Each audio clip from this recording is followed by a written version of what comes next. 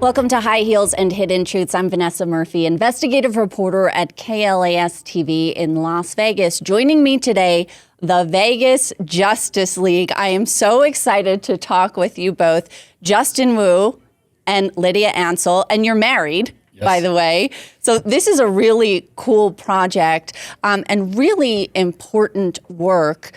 Describe what the Vegas Justice League is. So the Vegas Justice League is a collective of local entrepreneurs and business people that came together to help local law enforcement, meet some budgetary restrictions and help with DNA cases mostly, although we're doing more different things now.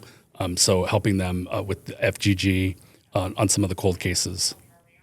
Lydia, what is important to you about this work? I love that we're able to assist the local law enforcement in giving them new resources and new technology to solve cases that are sometimes 30, 40, 50 years old, providing answers to families and getting these resolutions. And you've been recognized by the city of Las Vegas. We have video, I believe, at a previous council meeting. There's former Mayor Carolyn Goodman right there. You guys are at the front. What is she telling you there? Oh, that was a proclamation, I think, for Vegas Justice League Day, which was July 21st. And then we actually got the key to the strip from the council, one of the councilmen and the sheriff. Wow, so we're recording this on July 22nd, and I didn't realize this is the day after your day. And you've also been recognized by the sheriff at the Welcome to Las Vegas sign. Let's hear that. From talking to those family members to watching them 30 years later, being able to know who their killer was and that killer was brought to justice and giving that family a sense of closure, there's no greater work that's occurring in our community.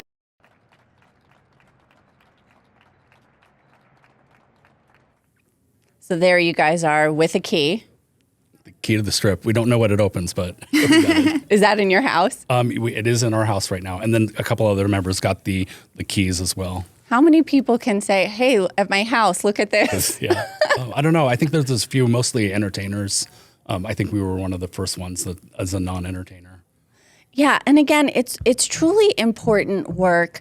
How many cold cases, again, have you helped with locally? So locally, we've helped Metro with 10, I believe, solving 10 of their cold cases. And then nationally, I think we're over 60 cases, unidentified bodies that are found around, mostly in California, Texas. But we have them in, Georgia, New York, all over the country. What is the oldest case? Oh, I don't know. I think in the 1950s, I would say. That sounds about right. The 1950s. We sort of dug into our archives to see if we had video of you or some stories about your work. And we did have a story from one case that you played a major part in. And it's funny because when we typed in Vegas Justice League into our archives, all this superhero stuff popped up. It kind of confuses the algorithm. But you guys really are like superheroes because it's really important work. Let's watch that story. Since 1979, many have wondered who killed Kim Bryant. The LVMPD Homicide Section investigated this case for years. The Western High School student was kidnapped, raped, and murdered. Her body was found in the desert. The case went cold as nobody was ever connected to the crime until now. Based on sperm recovered from the body of Kim Bryant at autopsy, revealed that Johnny Blake Peterson was the person who kidnapped, sexually assaulted, and murdered Kim Bryant. Peterson was 19 at the time and briefly went to Western as well. This was solved after a donation from philanthropist Justin Wu. Condolences to Kim's family. We hope that we provided a little bit of closure for you. The donation helped pay for a newer DNA testing method. The lab was Othram Inc. out of Texas. Othram is able to provide leads that lead to the solve. Dr. Kristen Middleman says they take a deeper look at DNA samples. They then look into a genealogical database used for law enforcement to link the samples to family members or family trees. That lead is given to investigators, in this case, Peterson's family. We can take those cases that have failed all those other methods and we can still solve them. There's still hope for these families. Nobody should have to wait 42 years to find out who murdered their child. Lydia, what is it like to see that?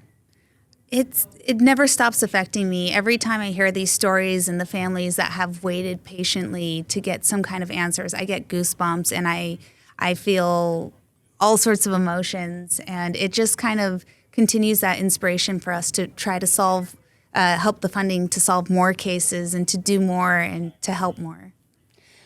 One question I have, and this is tricky because you're helping to get to the bottom of these cases, but I think we naturally think, well, the police are going to investigate and they will do everything they possibly can to solve this. So why does the Justice League need to step in? It's sort of like, why wasn't that all happening already? So, they hadn't been using this new technology, the DNA and the FGG, kind of with the family trees and the identification. This is a new thing that happened in 2020. When we first started working with LVMPD, they had never heard of that before. And they really found one of the hardest cases that they had, and they challenged us with that. It was, I believe it was 12 nanograms of DNA, and it broke a world record in terms of the amount of DNA used to solve a cold case. And, even today, they have budgets and things happen. And instead of now slowing down in July when they run out of budgets, we're there for them, where we can help them to keep the kind of the process moving along. It's a year-round process, and they never give up on these cases. So a big part of it is their budget. Budget, and then it's a new thing. A lot of the people, like I said, a lot of departments around the country, this is new to them. They didn't know they've been keeping this cold case evidence on file for 10s, 20s, 30s or more years, and now that we have this ability to do this, it's kind of slowly becoming a thing where you're getting more government funding and state budgets and things to kind of go back and clear these old cold cases. Can you sort of take me behind the scenes of how do you start working on a case? And another question, are families reaching out to you? So we do have families reach out to us. We do not pick the cases that we work with. So, an example would be LVMPD will come and say, hey, we have a case that we're working on. We need a little bit of help with the funding for this FGG testing. We will offer that funding. And then sometimes 7 months to a year or even more later, we get invited to a press conference where they announce all the details. We don't get the details of the case. We don't know the perpetrators or the victims or the details of the investigation literally until, they get disclosed at that press conference. And Lydia, what is that like when you meet a victim's loved one? There's, again, with the, there's all these feelings of, you want to reach out and give someone a hug. You feel all the empathy for the unimaginable moments of everything they've felt. And then, when they start trying to explain to us their feelings and the gratefulness or, sorrow, it's just, you want to be there present for them. And it just inspires us to try to do more. I think from covering criminal cases, oftentimes if it is a cold case that's eventually solved, like you said, there might be mixed feelings, right? Because they're grateful that there's some sort of answer, but it's like, why couldn't this answer have come years ago? It's tricky. Sure, it's tricky. And we never like to use the word closure because it's not really closure for them. A lot of these cases, we found the perpetrators, there is no trial. They don't get that. So we like to say that we give them answers for the families, and those answers come after, decades sometimes. And that's the best that they're going to get.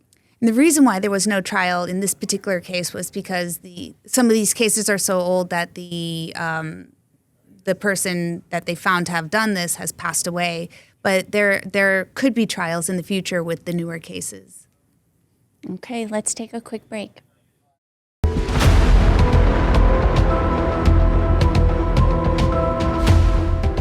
Welcome back to High Heels and Hidden Truths. I'm Vanessa Murphy, joined by the Vegas Justice League, Justin Wu and Lydia Ansel. Tell me why you chose this specific cause. it was really kind of random. We were looking for ways to help the community. And on Facebook, I had seen this company in Houston, Texas, was doing amazing things with, genetics and helping to solve cold cases. And they were doing it with crowdfunding, where they were getting literally $5 donations to get to $5,000. And I went to the owner and called him and it said, hey, if you have a case that's in Las Vegas, I'll fund the entire thing. And that ended up being the Stephanie Isaacson case. And that was, 7 months after I offered to, make that donation that actually solved. So the big question viewers are going to want to know, how are you able to do this? And I read you retired early. You had a lot of success. So, yeah, I worked in marketing and advertising, and I actually retired around 2007. And, I did a bunch of different things and ended up moving out here to Las Vegas and making it home in 2015. So, I've been blessed in my life and really want to give back now to the community and, align myself with other people that have the same mission. And I think it's really interesting that you're a husband and wife team. What is that like for both of you to work on this project together? And it's a project that really a lot of emotion is tied to when you're helping a family find some sort of justice. I think that we found that even before we got together, we were both very aligned on wanting to help the community, philanthropy, in each of our own ways of trying to help. And when we realized that this was something that we could both do, it just kind of made sense and worked. Justin came up with the idea of bringing in other people in the community to each fund a case, because as we were talking to people, they wanted to be involved too with the success. The very first case that we solved broke the world record for smallest DNA used to solve a case. It solved 2 other cases. And so, of course, I wanted to fund a case. Our friends wanted to fund a case, and it made sense. And still to this day, if people want to contribute, even if they don't want to fund an entire case, they can go on our website and make a donation of any amount, as little as $10. And it's runs on zero operating case, so it goes zero operating costs, so it goes straight into the next case. And it just kind of, I think when you have a community of people who want to do things together, it just kind of makes sense and flows. Yeah. Are either of you interested in true crime? Was there any of that?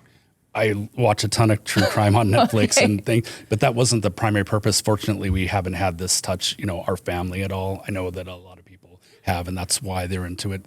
Our purpose is for the community, to make this community safer. We have a daughter. We would like to see that, the community is safe, that we don't have things like serial killers running around the city. And as we move forward in the cases, that's what our, hope is, getting to the newer cases and stopping people from committing crimes. And there's things that we're doing now with LVMPD that are outside of the DNA with technology such as AI on more active live cases now, which we're hoping to help with that as well. And you don't have backgrounds in law enforcement or police work. No, not at all. And I think it's interesting, Lydia, what you are known in Las Vegas for. Tell us. I'm a professional DJ and electric violinist. I've always been in the entertainment world of rainbows and sunshine and smiles. So this was definitely not at all in my wheelhouse. And maybe that's why it affects me so much with each case, because each one feels so tragic and meaningful and important. And it's incredibly different from my musical side of life. And I think that's good. I think sometimes with law enforcement or journalism or an industry like either of those, sometimes people do get a little desensitized, and it's refreshing when you say, this is not what I'm used to, and it deeply affects me, because it really is about the individuals. It is, and it's really tough. I mean, the first case, I got to meet Stephanie Isaacson's parents, and they said that they had cried every day for the last 30 years, and it was really meaningful to me to want to continue this mission and help other families. Is there any case locally or nationally, and I know you said pretty much the police come to you, hey, we need help, but is there any case that stands out to either of you of we want to get involved in that, or this case really stands out to us as a true crime watcher? We've offered originally to figure out who the person was in the barrel, and that's been a little bit of a political football. The coroner has it. We had offered to LVMPD to do the work to identify that person. And I think as of today, they still don't know who it is yet. But, the offer is still out there. If anybody wants to know who it is, we will be the ones to be able to find it for you, the answers. Which case are you talking about specifically? The barrel, the body in a barrel that was found in Lake Mead. It was Lake Mead. So, we've had cases all over the country. One of them was in San Diego, and it was somebody that was a homeless person, and she was, I think, known as the bag lady of San Diego, and she died horribly, and we were able to, through Othram, figure out who this person was and give her name back, and that was, a very meaningful one as well. Wow. What is next for you? I think next we want to just continue funding even more cases, getting more solves. It's been incredible working with the local law enforcement. We have cases now with Henderson, North Las Vegas, LVMPD, and we just want to include more of the community, more people, and continue to make our community safer. What kind of feedback do you get? We generally get good feedback. A lot of people ask, why law enforcement needs this help. It's just part of the governmental process things. There's not infinite amount of money for everything. And we just want to be here to support law enforcement and, to be good for the community. So, we're here to help in any way that we can. Are you able to give us a glimpse of any other case in the works? Or is that like... like I said, most of the cases we don't know. Sometimes we may know like a case number or something like that, but it doesn't correlate to like the details. And I generally don't go on the internet sleuthing to find out the details of it. So it is kind of a surprise for us when we get invited to those press conferences and we get all of those details. And then I will go and do a little bit more background on it because it's interesting to me to hear the backstory of that beyond what they release at the press conference. Okay, let's take another break.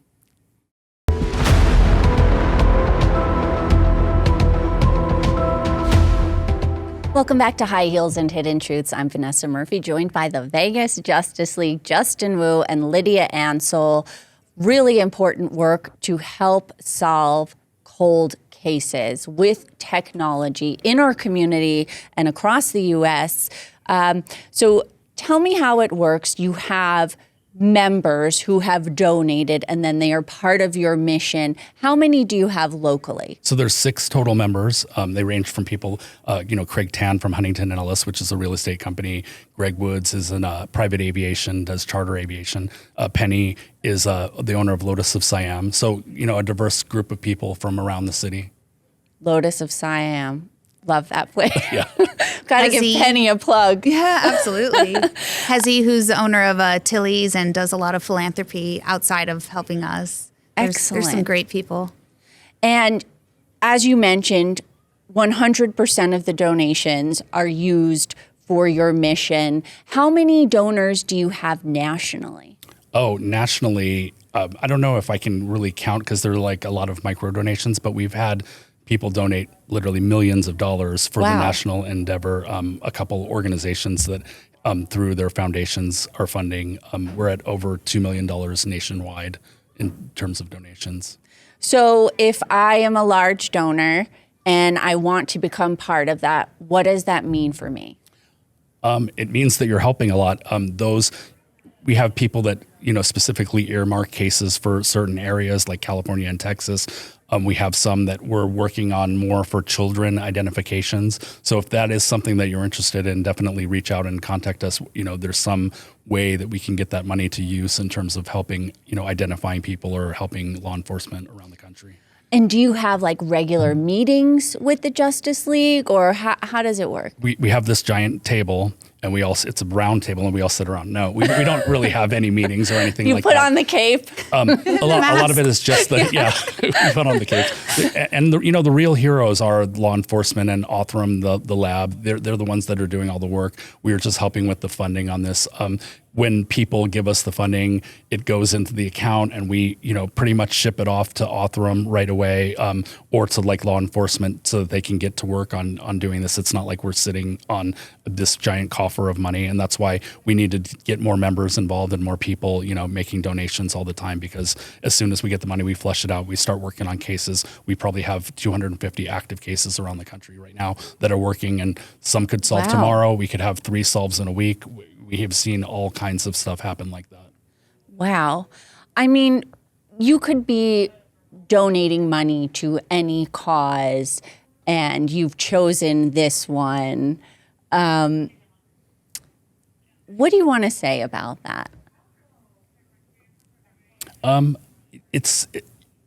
I did the first one and I saw that $5,000 could make that big of a difference, I've been to all the galas in Vegas, and we like to support all the community endeavors that we have and different charities, but this one for us is very meaningful. It's something that we, spend a majority of our time focusing on because of the impact that it's done and the amount of, families that it's brought answers to, and, communities that it's made that much potentially more safer.